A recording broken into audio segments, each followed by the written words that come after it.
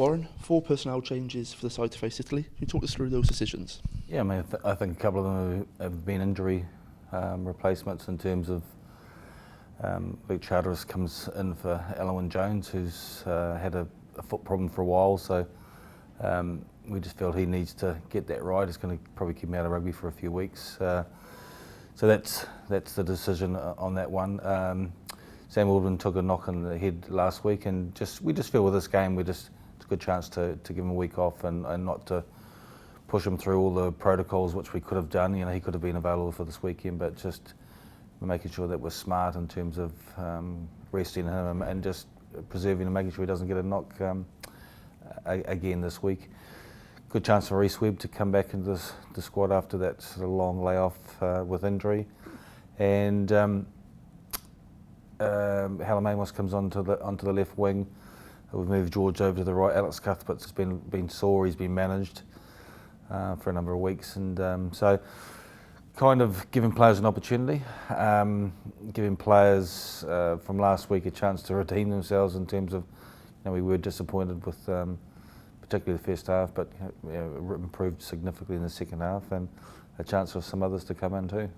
Well, I think just want to finish this tournament off well and play well. And the thing is that like we were disappointed with last week, but we went on Saturday against Italy and we finished second, which is it's always nice to win, but it's not it won't be a bad reflection of where we are at the moment if we finish second, and then can start planning and looking forward to the summer. Just think that Dan, I've been involved with Dan a couple of times in the past, and where he has captain sides, and I know 2013 when he led the Lions against the Rebels in the midweek game before the last test, I think it was.